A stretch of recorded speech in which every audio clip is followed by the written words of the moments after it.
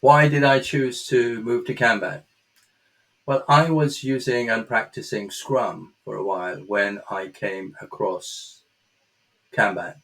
And that was partly accidental because I went to Skills Matter. David Anderson was running a free evening session.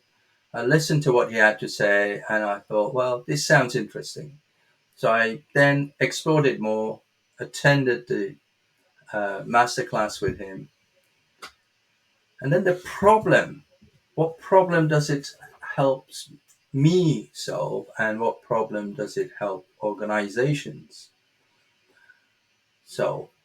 I think the first key or fundamental issue of the problem that Kanban addresses is the fact that we start with where the client is and we respect them. We acknowledge the successes, and it's about building on those successes and co creating a better environment for achieving outcomes and making those changes, more little changes, but achieving high impact through small changes.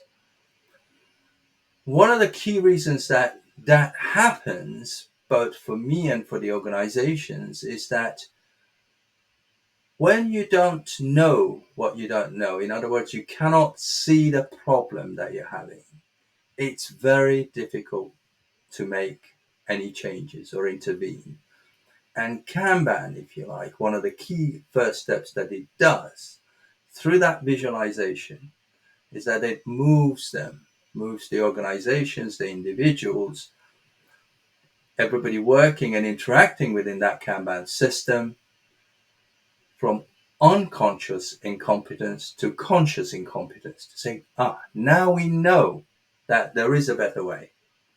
So let's work together and improve. So that's one of the key problems that it solves. The other problem that I've observed with many, many organizations, especially when I look at organizations that are using Scrum, is that because of the constraint that work is broken down into units that can fit within the sprint, sometimes that breakdown of work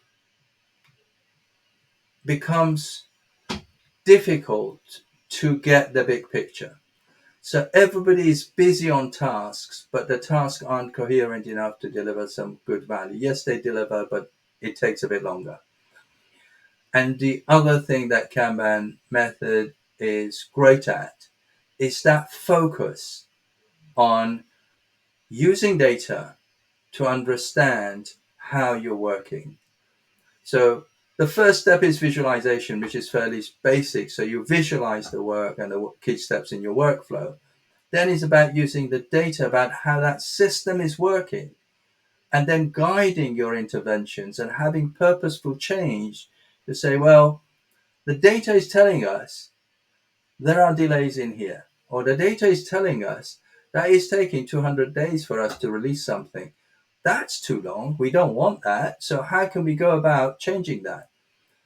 And that those are the problems that Kanban addresses, if you like, by making the problem visible, getting a shared understanding of why change is needed and how we should go about it.